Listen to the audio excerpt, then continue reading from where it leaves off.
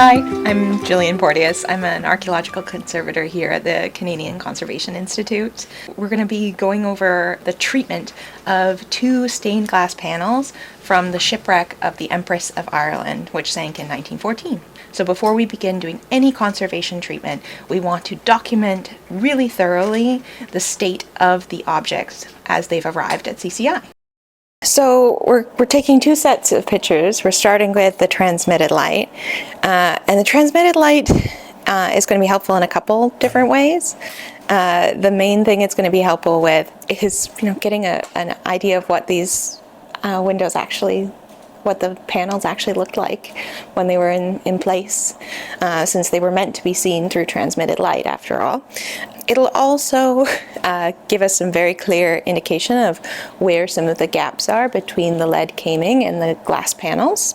Transmitted light can be a little complicated when you're dealing with objects, glass objects that have damage. So while it's great to be able to see the light going through the stained glass in these photos, there are missing pieces of glass. So we're getting too many bright spots coming through. So that's presenting a challenge for photography. So Mylène proposed that we go in and we switch out and we try and maybe diffuse the light a little bit better. So here you can see us taping a vellum paper underneath the table to help diffuse some of that light and prevent lens flare, essentially where you get these like bright spots on your image. In addition to transmitted light photography, we're also doing normal light photography, and that really is letting us see all the surface details of the panels. So we're able to see in a lot of detail the amount of corrosion that's on the lead caming, the staining and dirt that still remains on the glass panels. All that is really important information to have as we move forward in documentation. Today went really well. We got the images I needed for my condition report and treatment proposal. So we were able to capture transmitted light through the stained glass panels without too much lens flare, which was a thing Mylène was concerned about. And we also got some really good just normal light photos. So I pretty much completes all the documentation, the photo documentation I need to continue with the condition report. The next phase in documentation for these panels is going to be doing X-radiography or X-rays. So same process that doctors do when you have a broken leg, we're going to be doing that for the stained glass panels. And essentially what that's going to be showing us is a better sense of how these panels are made and where there's damage that perhaps isn't visible from the surface.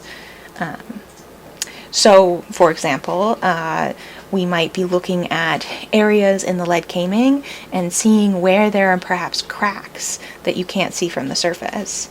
There are also modern metal frames that have been applied after the fact to these panels for display, and they're no longer working well for us, so we'd like to remove them. But to do that, we need to understand how they've been attached to those modern frames. And so, again, X-rays are a way in which we can get that kind of information.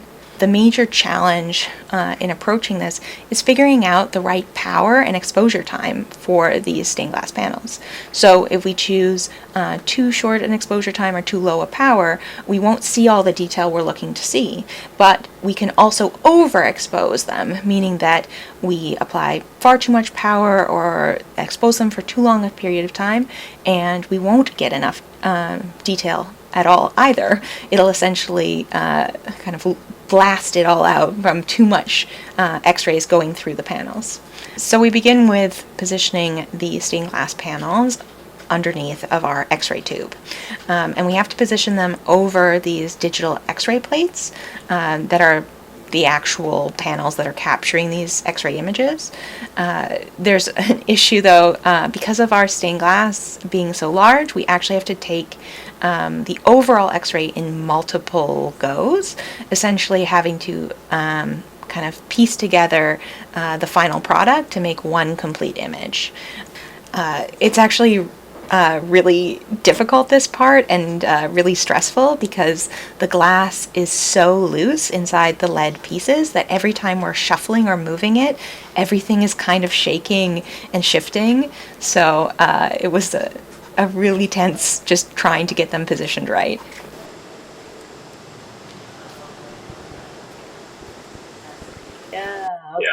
Very nice. Oh, that's much better. Much better. See the crack? Yep, that's way easier for me to see now. Yep. Oh, yes.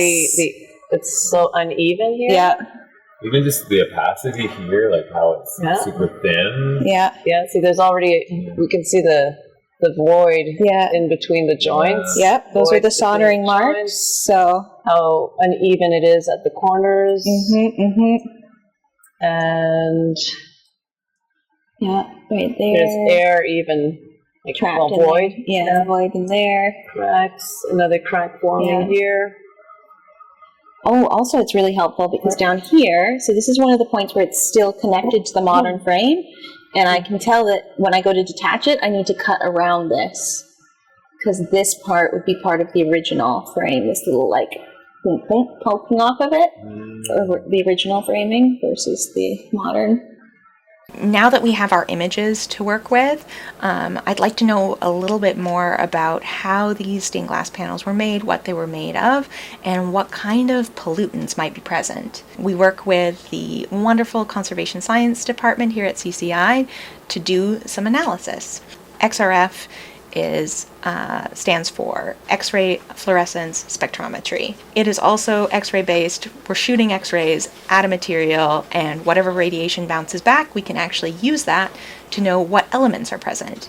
So Maeve taking this spectra for us with this wonderful handheld machine, we're able to have information like what kind of metals were added to the glass to make the different colors that we're seeing.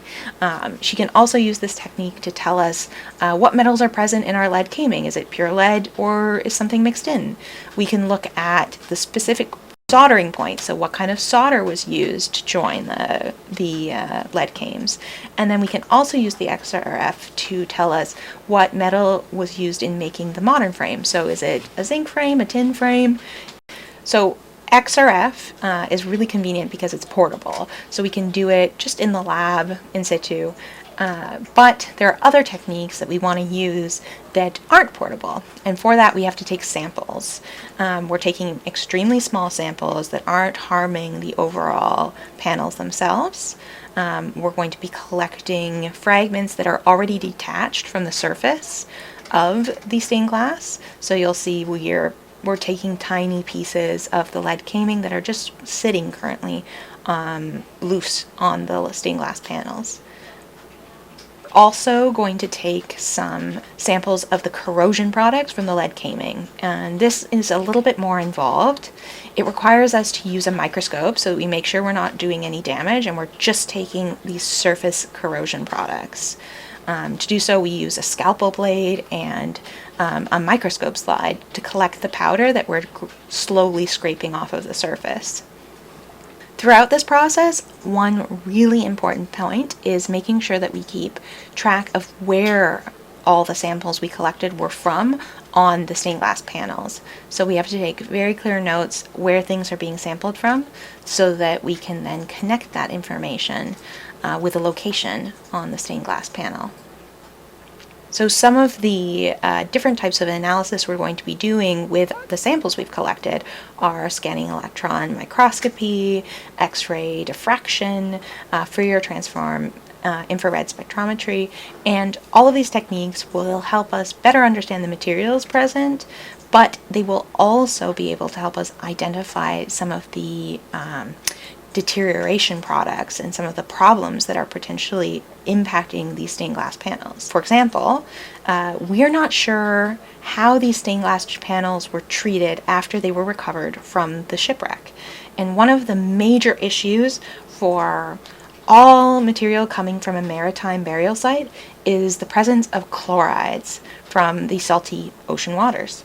And if there are any chlorides present still on our stained glass panels, what that could mean is that they'll continue to deteriorate if we don't intervene. One of the things that we're looking for when we're doing this analysis is a question of how much salt is present, how much chloride's present, and whether or not we need to take any sort of intervention to remove them. That concludes our documentation process for the stained glass panels from the Empress of Ireland. essentially, next steps are I'm going to be writing up a condition report and a treatment proposal based on all this information we've collected. That gets approved by the clients, and then we move on to the treatment. And that is when you'll next be joining me, is when I'm starting the conservation treatment.